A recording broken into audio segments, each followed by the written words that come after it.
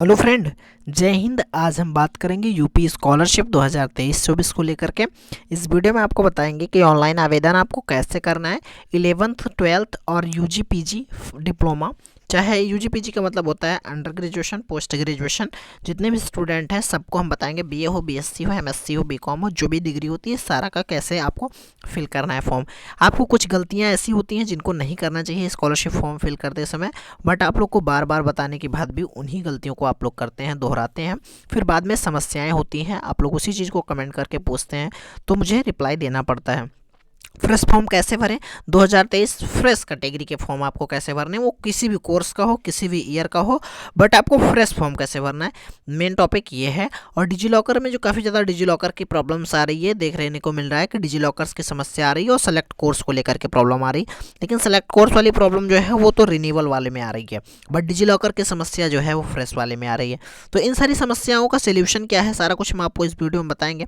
उससे पहले मैं आपको बताऊँ कि अगर आप इस चैनल पर नए हैं डियर स्टूडेंट, तो चैनल को सब्सक्राइब कर लीजिए, वीडियो को लाइक एंड शेयर कर दीजिए, जिससे आने वाली हर एक वीडियो आपको टाइमली मिलती रहे। इस चैनल पर आपको यूपी स्कॉलरशिप से रिलेटेड हर एक वीडियो आपको टाइमली प्रोवाइड कराई जाती है, जिससे आपका बेनिफिट होता है। ठीक है स्टूडेंट, मेरे पास एक वेबसाइट भी है जिससे आप मतलब जा करके एक बार कनेक्ट होइएगा। इस वेबसाइट से एक बार कनेक्ट हो जाइए, उसके बाद आपको बेनिफिट दिखेगा खुद ब खुद। आप इसका लिंक मैं आपको डिस्क्रिप्शन बॉक्स में दे दूंगा, उस लिंक से आप लोग जा करके यूपी स्कॉलरशिप ऑनलाइन अप्लाई, इस जैसे ही आप उस पर क्लिक करेंगे एक ऐड आएगा, उसको क्लोज कर देंगे। क्लोज करने के बाद में आपको यूपी स्कॉलरशिप ऑनलाइन अप्लाई 2023-24 जो ये दिख रही है बटन ना, ये वाली, इस वाली पे आपको क्लिक करना है। इस वाली पे क्लिक करते ही, जैसे ही आप इस वाली पे क्लिक करोगे, क्लिक करते ही आपको करना क्या होता है कि इस तरह के एक पेज पे चले जाएंगे। उस पेज को आप स्क्रॉल करते जाएंगे, स्क्रॉल करते जाएंगे, फिर आपको कुछ इस तरह से यूपी स्कॉलरशिप ऑनलाइन 2023-24 लिंक्स इस तरह से दिखेंगी। आपकी जो कैटेगरी होगी उस कैटेगरी के हिसाब से आप यहाँ से जा करके सेलेक्ट कर लीजिएगा, प्री मैट्रिक, पोस्ट मैट्रिक, तो आप डायरेक्ट ओपन हो जाइएगा। मान लीजिए मुझे post matric other than intermediate fresh का लॉगिन करना है, तो मैं क्या करूँगा, post matric other than inter login to complete form, तो मैं फ्रेश के यहीं इसके जो पोस्ट मैट्रिक अदर देन के सामने जो लॉगिन फ्रेश वाला है इस पर क्लिक कर दूंगा। अगर लॉगिन रिन्यूअल वाला करूँगा तो रिन्यूअल वाले पेज पे ओपन होगा, अगर ये फ्रेश वाला करूँगा तो फ्रेश वाले पे ओपन होगा। फ्रेश वाले पे ओपन होते ही मैं इस पेज पे आ जाऊंगा। यहाँ में आने के बाद में आपको करना क्या होता है कि पाठ्यक्रम का प्रकार, और आपको देख लेना है फ्रेश है पाठ्यक्रम का प्रकार सही है। फिर आपको अपना रजिस्ट्रेशन नंबर डालना है, जो रजिस्ट्रेशन आपको रजिस्ट्रेशन किया, जो रजिस्ट्रेशन नंबर आपको रजिस्ट्रेशन करते टाइम मिला था वही वाला रजिस्ट्रेशन आपको यहाँ पे डाल देना है। उसके बाद मोबाइल नंबर डालना है, आपको अपना पासवर्ड डालना है, कैप्चा कोड डालना है, देन सबमिट कर देना है। सबमिट करने के बाद आप कुछ इस तरह का इंटरफेस पे आ जाते हैं। आपका इंटरफेस कुछ इस तरह से ओपन हो जाता है। देखिए उसके बाद यहाँ पे दूसरा ऑप्शन आता है डिजी लॉकर से सत्यापन। डिजी लॉकर से सत्यापन का मतलब क्या होता है कि जो डिजी लॉकर अकाउंट होता है वो डिजिटल अकाउंट होता है डॉक्यूमेंट को सेव करने का। तो आपको वहाँ पर से क्या होता है, यूपी स्कॉलरशिप जो इस बार वो आपके आधार कार्ड को डिजी लॉकर से ही रिसीव कर रहा है। तो आपको जाना क्या होता है कि यहाँ पे आप जब जाते हैं तो यहाँ पे आपको जैसे डिजी लॉकर पे क्लिक करते हैं, यहाँ पे click here for DigiLocker verification, जैसे आप इस पर क्लिक करते हैं आपका इस तरह से इंटरफेस ओपन होता है। डे स्टूडेंट, मैं आपको एक चीज़ और बताऊँ कि अगर आप डिजी लॉकर वेरिफिकेशन फ़ोन से कर रहे हैं तो मैं आपको बताऊं 100% होने वाला नहीं है, क्योंकि फ़ोन से होने में काफ़ी ज़्यादा प्रॉब्लम्स आ रही है। यहाँ पे क्या होता है कि क्लिक ही नहीं होता है, आप कैप्चा कोड डालेंगे कहाँ पे, और जब तक आप कैप्चा कोड डालेंगे नहीं तब तक आगे को प्रोसीड नहीं होगा। तो आपको इन तरह की चीज़ों को ध्यान में रखना है। आपको अगर क्लिक करना है, आपको अगर मतलब फॉर्म को भरना है, तो आपके पास एक पीसी होना चाहिए, लैपटॉप होना चाहिए। तो और लैपटॉप से करना क्या होता है कि जाके आप 2 मिनट किसी के लैपटॉप में केवल डिजी लॉकर वेरिफिकेशन कर लीजिए। जैसे आपका डिजी लॉकर वेरिफिकेशन हो जाएगा उसके तुरंत बाद में आप सारी चीज़ें खुद ब खुद भर सकते हैं, और चीज़ों को भरने में आपके प्रॉब्लम नहीं आएगी, केवल आपको डिजी लॉकर वेरिफिकेशन करने में प्रॉब्लम आएगी। उसके बाद सबमिट ओटीपी करना है। ये सबमिट ओटीपी जो लिखा है ये देखिए, जैसे आप उस पर जनरेट ओटीपी लिखना है, जनरेट ओटीपी करेंगे आपके मोबाइल नंबर पर ओटीपी चली जाएगी, आपको वहाँ से ओटीपी डाल देना है। उसके बाद में यहाँ पे ओटीपी डाल के कैप्चा डाल करके सबमिट ओटीपी कर देना है। उसके बाद जैसे आप उस पर करेंगे आपका इस तरह से आ जाएगा साइन इन और साइन अप। अगर आपका अकाउंट बना हुआ है तो आपको साइन अप करना है, साइन इन करना है, और अगर आपका अकाउंट नहीं बना है तो आपको साइन अप करना है। साइन अप करने के लिए क्या होता है कि यहाँ पे लिंक दी हुई है साइन अप, तो साइन अप वाले पे जैसे आप क्लिक करते हो तुरंत ही आपका होता क्या है कि इस तरह का इंटरफेस ओपन हो जाता है। यहाँ पे आपको अपना 12 डिजिट का आधार नंबर डालना होता है, नेक्स्ट पे क्लिक करना होता है। जैसे आप उस पर क्लिक करते हो आपके आधार से लिंक मोबाइल नंबर पर ओटीपी चली जाती है। उसके बाद यहाँ से आपको सबमिट कर देना होता है। सबमिट करते ही आपको 6 डिजिट का पासवर्ड मांगता है। आपको 6 डिजिट की सिक्योरिटी पिन बनानी होती है। ये पासवर्ड आप कुछ भी बना सकते हो 6 डिजिट में, जो आपको हमेशा के लिए याद रहे। उसके बाद आप डन करोगे।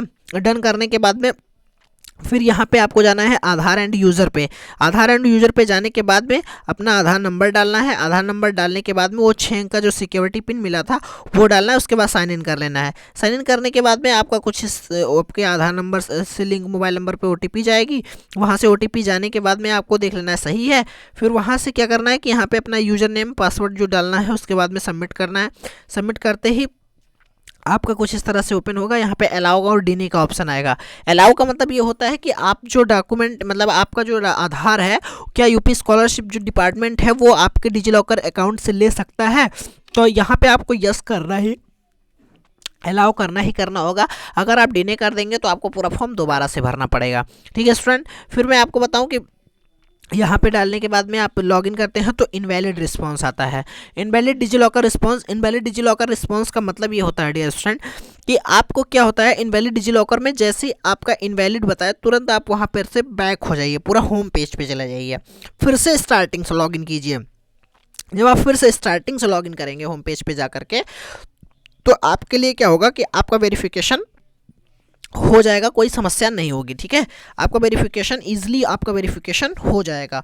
फिर से जब दोबारा से आप लॉगिन करके जनरेट ओटीपी करेंगे तब। ठीक है, उसके बाद में फिर मैं बात करूँ कि यहाँ पे ओटीपी डालने के बाद फिर से कैप्चा डालने के बाद सबमिट ओटीपी, फिर से आप लॉगिन हो जाएंगे। जैसे आप लॉगिन होंगे तुरंत आपका सारा कुछ अगर सही है, इनवैलिड रिस्पांस नहीं आया है, तो फिर आपको यहाँ पे देख लेना कि सारी चीज़ें सही हैं।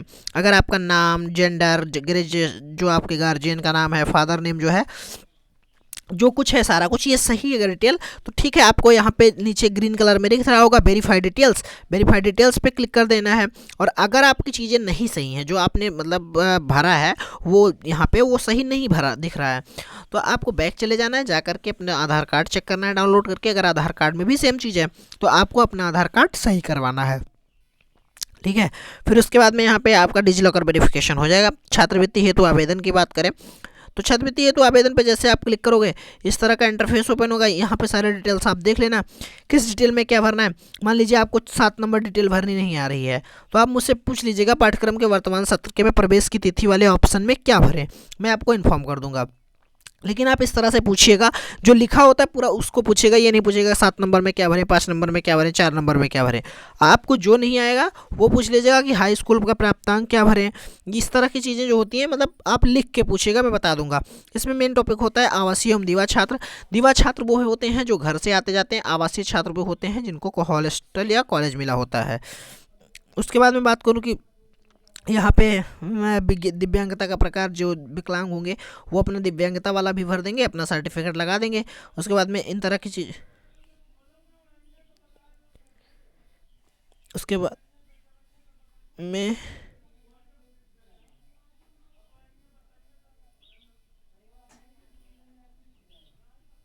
यहाँ पे आपको यहाँ पे कैप्चा कोड डालना है, देन सबमिट करना है। टिक करके सबमिट करना है कैप्चा कोड डाल के। जैसे आप टिक करके सबमिट करोगे ये इस तरह के ऑप्शन ओपन हो जाते हैं। आवेदन पत्र की प्रविष्टियाँ सफलतापूर्वक भरी गई। आवेदन पत्र को पूर्ण करने हेतु अगला चरण फोटो अपलोड करें। देखिए फोटो इस बार अपलोड नहीं करना है। फोटो ऑटोमेटिकली आपके आधार कार्ड से, जो डिजिलॉकर से आधार कार्ड वेरीफाई ले लेगा ना यूपी स्कॉलरशिप डिपार्टमेंट, वो क्या होगा कि आपके फोटो जो आपके आधार में होगी सेम एज आपके स्कॉलरशिप फॉर्म में लगा देगा। आपको फोटो अपलोड ही नहीं करना है। अगर आपने डिजिलॉकर वेरिफिकेशन कर दिया तो आपकी फ़ोटो अपलोड हो गई। फिर आता है आय जाति प्रमाणीकरण। आय जाति प्रमाणीकरण में आपको देखना है आवेदन फॉर्म संख्या और आवेदन प्रमाण पत्र क्रमांक, इन 2 तरह की चीज़ों को देखना है। इन दोनों तरह की चीज़ों को भर करके आपको कैप्चा कोड डाल देना है, देन सबमिट कर देना है। जैसे आप सबमिट करोगे तुरंत उस चीज़ को डाल करके एक ऑप्शन आता है वेरीफाई डिटेल्स, ये रहा वेरीफाई इनकम डिटेल्स। यहाँ पे जो डिटेल्स दिखती है उनको देख लेना सही है। अगर सही है तो वेरीफाई इनकम डिटेल्स पे क्लिक करके तुरंत ही आपको आगे की ओर प्रोसीड कर देना है। फिर आपको ऐसे जाति प्रमाण पत्र वेरिफिकेशन करना है। अब आधार वेरिफिकेशन, देखिए इसमें स्टूडेंट गलती क्या करते हैं, इसमें होता है 3 प्रयास के बाद चौथा प्रयास आपको नहीं दिया जाएगा, आपका फॉर्म ब्लॉक कर दिया जाएगा। बट हाँ, गलतियों को पढ़, इसमें जो महत्वपूर्ण ऑथेंटिकेशन लिखे, महत्वपूर्ण बिंदु लिखे होते हैं उन्हें पढ़ते नहीं है, और वीडियो जो बताई जाती है उसे देखते नहीं है। तो फिर गलतियाँ करने के बाद में पूछते हैं कि मेरा फॉर्म ब्लॉक हो गया। देखिए आप इस तरह की चीज़ों को करिए। सबसे पहले आप अपना आधार डेमोग्राफिक ऑथेंटिकेशन करिए। अगर आपका एक बार में हो गया तो ठीक है। अगर आपका दोबारा फिर आपने कर दिया, फिर नहीं हुआ, एक बार दो बार में नहीं हुआ, तो तीसरी बार में आप तभी करिए जब आपको 100% लगे कि अब इस टाइम पे नेटवर्क एकदम श्योर है, नेटवर्क में कोई इशू नहीं आने वाला है, या फिर अब तो फिर आप करिए। OTP वाला तो खास करके इस तरह से करिए। उसके बाद कैप्चा कोड डाल के वेरीफाई आधार करिए, आपका आधार वेरिफिकेशन हो जाएगा। आधार वेरिफिकेशन जैसे होगा तुरंत ही आपका क्या होगा कि NPCI वेरीफाई हो जाएगा। NPCI वेरीफाई के होने के बाद में आपका CBSE बोर्ड वाला भी वेरीफाई हो जाएगा। देखिए NPCI और CBSE, जो यूपी बोर्ड वाले हैं उनको CBSE वाले से कोई मतलब नहीं, जो CBSE वाले हैं उनको अपना CBSE बोर्ड का रोल नंबर जो होगा वो वेरीफाई करवाना होगा। बट जो यूपी वाले हैं उनको कुछ नहीं करना, यूपी बोर्ड वालों को। NPCI वेरिफिकेशन किसका किस में प्रॉब्लम आती है, तो NPCI में अगर मान लीजिए आपके प्रॉब्लम आती है, आपका वेरीफाई नहीं होता, केवल उसी पे टिक होता है, उसके NPCI के ऊपर वाले पे, तो आपको क्या करना है कि NPCI वाले पे क्लिक करना है। उसके बाद चेक स्टेटस का ऑप्शन होता है, चेक स्टेटस पे एक दो बार क्लिक करेंगे, आपका हो जाएगा वेरीफाई। 4-6 तो प्रिंट निकाल लेंगे, अगर सारी डिटेल सही है तो ठीक है, अगर डिटेल्स नहीं सही होती है तो आप उसको सही कर लेंगे। बट हाँ, अब एक बार आवेदन पत्र को संशोधित करने वाले ऑप्शन पे जा करके, बट हाँ एक बार आपको एक चीज़ और करनी है डियर स्टूडेंट, कि अपने कॉलेज में चेक कराना है। जो आपका प्रिंट आउट निकलेगा जांच हेतु वाला, उसको अपने कॉलेज ले जाके चेक कराना है, अन्यथा की स्थिति में उसके जिम्मेदार आप स्वयं होंगे, उसका जिम्मेदार कोई और नहीं होगा, उसके आप स्वयं जिम्मेदार होंगे, क्योंकि गलती आपकी होगी। इसीलिए मैं बता देता हूँ, आप फॉर्म पूरा भरें, कोई दिक्कत नहीं है, खुद से भरें, चाहे आप साइबर कैफ़े पे भरवाएं या साइबर कैफ़े वाले हों तो आप स्टूडेंट को दे दीजिए, वो अपने कॉलेज में चेक करवा लेगा। तो आपको इन तरह की चीज़ों को करना है कि अपने कॉलेज में ज़रूर चेक करवाना। अगर आप नहीं चेक करवा रहे हैं तो इसकी जिम्मेदारी आपकी होगी। तो क्योंकि क्या होता है कि कॉलेज के जो कॉलेज वाले होते हैं वो कुछ दूसरा चाहते हैं कि वो फीस कुछ दूसरी डालें, आप कुछ दूसरा डाल देते हैं, प्रवेश की तिथि वो कुछ दूसरा डालना चाहते हैं, आप दूसरा डाल देते हैं। तो इससे एक बार आप चेक करा लेते हैं तो सभी लोग को सही रहता है, आप भी को कंफर्मेशन हो जाती है कि हाँ मेरा फॉर्म सही है, और दूसरे को भी सही लगता है कि हाँ मेरा फॉर्म सही है। तो आपको इन तरह की चीज़ों को करते रहना है। Okay student, thank you for watching this video में बने रहने के लिए धन्यवाद।